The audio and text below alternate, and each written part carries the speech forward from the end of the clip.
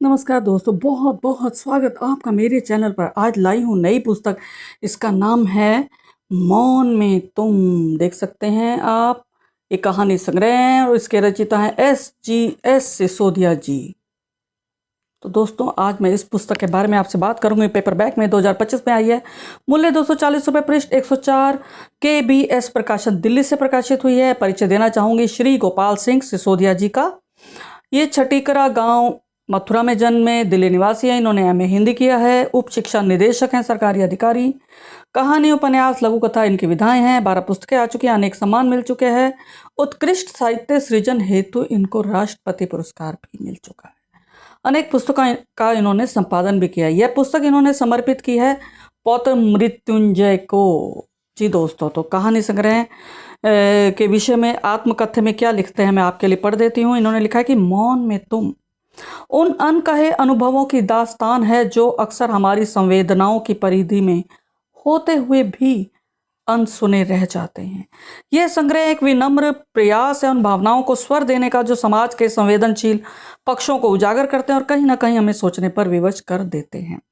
तो दोस्तों, समीक्षा की बात करती हूँ तो इसमें 18 छोटी कहानियां हैं, अर्थात लघु कलेवर की कहानी है। बहुत ज़्यादा लंबी कहानियां नहीं हैं, कुछ 2 पेज की, 3 पेज की, 4 पेज की ये इनमें समाई हैं।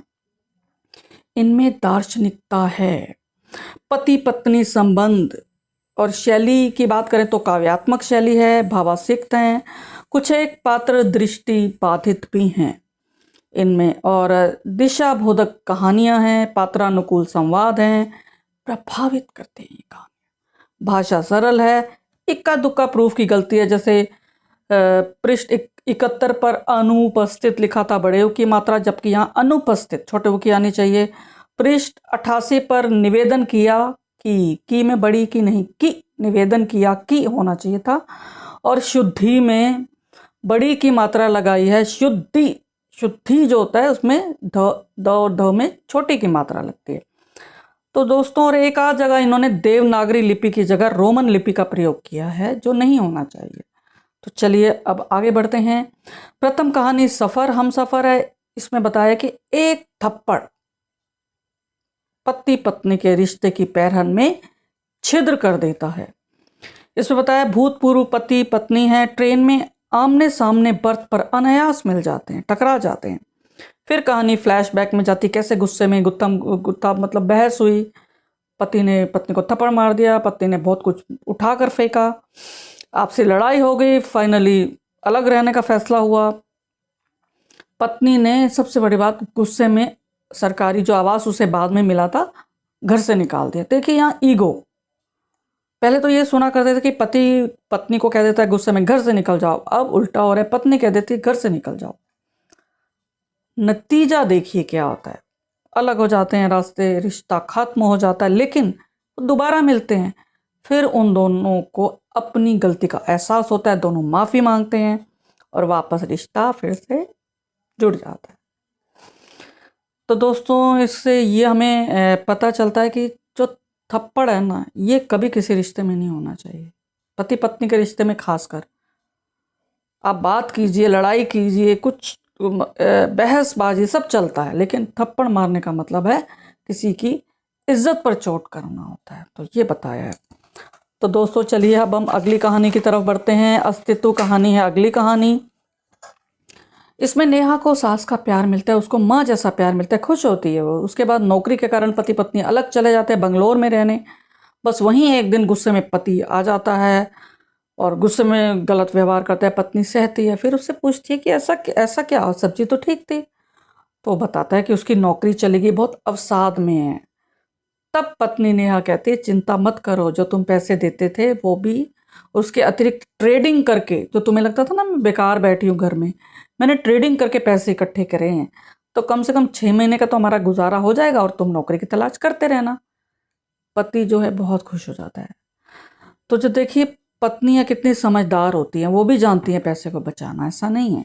पर दोनों में, पति पत्नी में एक ऐसा रिश्ता होना चाहिए कि एक दूसरे को सहारा दे मुसीबत में। ये नहीं कि मुसीबत आई और आप सोचे कि चलिए छोड़ देते हैं, ऐसा नहीं होना चाहिए। चलिए अब मैं अगली कहानी की बात करती हूँ, बर्फ के उस पार। इसमें मुस्लिम किरदार दिखाए हैं। राशिद मुठभेड़ में मारा जाता है तो गुलजार ने राशिद रोशनी केंद्र स्कूल खोला, लेकिन 3 नकाबपोशों ने उसकी इज्जत पर हमला किया।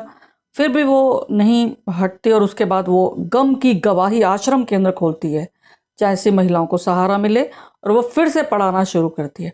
इस कहानी का अर्थ यह है, इसका मतलब शिक्षा यह मिलती है कि सच में धर्म कोई भी हो, लेकिन जो ज्ञान है, पढ़ाई है, एजुकेशन है, शिक्षा जिसको आप बोलते हैं, वो ज़रूर हासिल करनी चाहिए। क्योंकि शिक्षा जो है हमारे दिमाग के इसको खोल देती है, हमारे को एक वाइड विजन देती है, हमको यानी विस्तृत दृष्टि देती है। ये बताया। और उसके बाद बात करते हैं अगली कहानी। दुनिया एक रंगमंच है। बड़े सरल तरीके से बताया। ब्रह्म कुमारी आश्रम जाकर पात्र को एहसास होता है कि वह एक आत्मा है। ये सभी जानते हैं हम कि हमारा एक रोल है, हम रंगमंच पर एक अपना कर्तव्य निभाने, एक रोल निभाने आए जो ईश्वर ने हमें दिया। हम एक आत्मा है, फिर चले जाएंगे, कहीं देह में चले जाएं या मोक्ष मिल जाए, लेकिन फिलहाल हम शरीर से अलग हैं। तो जैसे ही पात्र को एहसास होता है, उसको एक शांति का अनुभव होता है। ये बताया। गरीब की बेटी कहानी मुझे साधारण लगी। इसमें बताया गरीब की बेटी का रेप होता है, मालिक का कुछ नहीं बिगड़ता, उल्टा उसको गरीब, उसके फादर को, जो पिता होते हैं, उनको और कहते हैं दोबारा मालिक तो नौकरी, तू काम पे क्यों नहीं आया। तो वो बेचारा जो फादर होता है, जो उसका बाप होता है लड़की अमृता का, उसका विवाह एक विदुर से कर देता है अधेड़ उम्र का, लेकिन विदुर भी उसकी बेटी अमृता को तकलीफ देता है, उसको परेशान करता है, जुल्म करता है। इसके पात्र कमज़ोर हैं, होते हैं ऐसे पात्र, हम ये नहीं कहते कि नहीं, बिल्कुल होते हैं, हो रहा है हर जगह। लेकिन इसमें ये बताना चाहिए हमें कि जुल्म अब सहा नहीं जाएगा, उसके विरुद्ध आवाज़ उठाई जाएगी। ये खाली घोंसला कहानी बताया कि निसंतान दंपत्ति एक 10 वर्षीय बालक को गोद लेते हैं। बाद में जो बालक होता है ना, धोखा देके भाग जाता है, उन्हें बड़ी ठेस पहुंचती है। फिर वो निर्णय करते हैं और अपने घर की छत पे एक स्कूल खोलते हैं बच्चियों के लिए। वो कहते हैं यही बच्चियों को हम पढ़ाएंगे, यही हमारी संतान है। कुचक्र कहानी दृष्टि बाधित एक देवर होता है, उसको उसकी भाभी अपने प्रेम जाल में, झूठे प्रेम जाल में इसलिए फंसाती है ताकि कहीं वो दृष्टि बाधित जो है देवर विवाह ना कर ले। वो बताता है कि मुझे विवाह करना है और वो उनके जो संपत्ति उसको ना मिल जाए। ये एक लालच बताया गया भाभी का। नया चोला पुनर्जन्म की कहानी बताई गई है। इसमें पुष्टि की है पुनर्जन्म होता है। नई भोर कहानी इसमें बताया विधवा रेखा ने दृष्टि बाधित नीलाश के साथ जीवन बिताने का मन बनाया। निर्णय कहानी में विधवा मीनू ने दृष्टि बाधित मुकुल के साथ विवाह करने का निर्णय किया। अच्छी बात है इसमें बताया। और अंतिम पत्र, बुजुर्ग आत्महत्या कर लेते हैं होता है। वो पोलियोग्रस्त होते हैं, अपनी कहानी पूरी लिख के जाते हैं चिट्ठी में कि कैसे उनकी पत्नी की मृत्यु होगी, बेटा आवारा हो गया, नशेड़ी हो गया, कनाडा भाग गया पैसे लेकर, फिर वापस आ गया, फिर कहता है मुझे घर बेचना है, पेपर चोरी करके चला गया। फिर वो बुज़ुर्ग जो होते हैं, थोड़ा सा पैसा होता है उनके पास, अपना नया फ्लैट खरीदते छोटा सा, फिर आत्महत्या करके लिख कर जाते हैं पत्र में कि मेरी मृत्यु के बाद सारी संपत्ति मेरी बेटी को मिले, बेटे को तो मेरी दाग देना भी मत आए बेटा। और कहते हैं मेरा बेटा मेरे अंतिम संस्कार में भी शामिल ना हो। ये हमें शिक्षा मिलती है कि जो सेवा करेगा उसी को मेवा मिलेगा। ये नोच खसोट नहीं चलेगी। अब नीम की छांव है, ये अजब प्रेम कहानी है। इसमें बताया कि प्रेम जो कहानी है इसमें धीरे धीरे उगती है, नीम की छांव की तरह। बड़ी मुझे मतलब बहुत अलग कहानी है। ज़रूरी नहीं है कि प्रेम जो है लड़का लड़की का दिखाया है कि होता है, ऐसा नहीं होता। प्रेम के तो कई रूप हैं। इसमें ये रूप देखने को मिला, धूप की तरह, छांव की तरह। मिसाल कहानी है, सोशल मीडिया के कारण हिंदू मुस्लिम नफरत बढ़ती जा रही है, ये बताया है। मृत्यु भोज कहानी, लड़की घर से भाग जाती है, लड़की का पिता उसके नाम का घर में मृत्यु भोज रखता है और पूरे गांव को निमंत्रित करता है। पर इसमें एक चीज़ दिखाई है, जो लड़का होता है वो भी तो भागता है ना, लेकिन उसके माँ बाप नहीं करते उसके नाम का मृत्यु भोज। इसमें बताया आज भी पूरे घर की इज्जत का बोझ जो है ना लड़की पर रखते हैं। लड़का भी तो भागता है, लड़का भी तो घर की इज्जत गंवाता है, पर उसके माता पिता तो नहीं करते। कायदे से देखा जाए गलत है। लड़का लड़की उनकी मर्जी, भाग गए तो भाग गए, जाने दीजिए। मृत्यु बोझ का कोई मतलब नहीं होता, ये गलत है। मौन में तुम शीर्षक कहानी है, इसमें रूहानी इश्क की बात की गई। अनछुआ अनकहा प्रेम है इसमें, जैसे कच्ची धूप सा। वैद्य होता है एक नीरव और कवित्री होती है मेहर जहां, उनका इश्क है। इसमें काव्यात्मक इश्क आपको देखने को मिलेगा। एक मुट्ठी धूप कहानी है, इसमें बताया है कि पति पत्नी है, खुशहाल हैं, बच्चा जो है बालकनी से गिर जाता है। देखिए बच्चों का बहुत ध्यान रखना पड़ता है। इसमें जो माँ होती है वो अपना काम में बिजी होती है, व्यस्त होते हैं, बच्चा बालकनी में जाता है और गिर जाता है। ऐसी दुर्घटनाएं होती हैं, लेकिन पति जो है सारा दोष पत्नी पर डाल देता है, उसको छोड़ के भाग जाता है। फिर पत्नी बहुत दुखी होती है, उसने जान के ऐसा नहीं किया होता। फिर पत्नी जो होती है अपने पिता से बात करती है कि मैं एक ऐसा कोना बनाना चाहती हूँ जहाँ लोग अपना दुख रोएं और मैं सुनूं बस। वो करती है, कोरेगांव पार्क में एक बोर्ड टांग देती है गली में, जहाँ लिखती है एक मुट्ठी धूप, किताबों और खामोशी के बीच की एक जगह। प्रियंका जो है वो बस उनका दुख सुनती है। हर एक को कोई ना कोई चाहिए होता है दुख को सुनने वाला। पलायन कहानी अच्छी है, इसमें बताया कि सुंदरबन एक समंदर होता है, वहाँ गांव पास में रहता है। वहाँ समंदर में जब तूफान आता है, खूब पानी भर जाता है, तो उनको चेतावनी मिलती है छोड़कर भागो, वो छोड़कर भाग जाओ गांव, नहीं तो डूब जाओगे, पानी में बह जाओगे। तो वो कोलकाता भाग जाते हैं वो लोग। लेकिन वहाँ पर क्या देखते हैं, बहुत बारिश आती है कलकत्ता में, उनकी झुग्गी में पानी भर जाता है।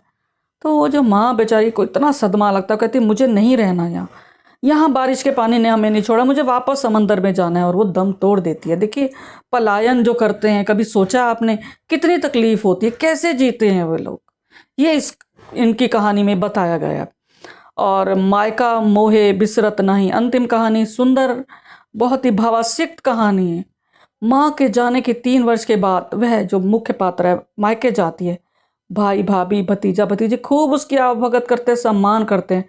उसे भी एहसास होता है कि वो क्यों नहीं जा रही थी। मानते हैं माँ की जो कमी है मायके में बहुत महसूस होती है, हर कोने हर जगह से बचपन निकल निकल के आता है, ये बताया है इसमें। लेकिन फिर वो कहती है नहीं, वो सावन का झूला भी झूलती है, अब तो खाली पड़ा है झूला, उसको सब याद आता है। पर जाते जाते कहती है अगली बार मैं फिर आऊँगी और जल्दी आऊँगी। तो मायके के जो लोग हैं सब खुश हो जाते हैं। तो इसमें यही बताया गया है कि देखिए ये बात सच है कि मायका माँ से होते हैं, लेकिन माँ के चले जाने के बाद बाकी लोग भी तो हैं। तो देखिए वही ये संसार है। तो धन्यवाद दोस्तों, ये थी समीक्षा। मुझे उम्मीद आपको पसंद आई होगा। अगर आपको पसंद आई तो आप लाइक ज़रूर कीजिए, कमेंट ज़रूर कीजिए। अगर आपने चैनल को अब तक सब्सक्राइब नहीं किया तुरंत करें, क्योंकि यह चैनल हिंदी साहित्य के प्रति समर्पित और आप लोगों के लिए बनाया गया। धन्यवाद, फिर मिलेंगे अगली कड़ी के साथ, तब तक मुझे आज्ञा दें।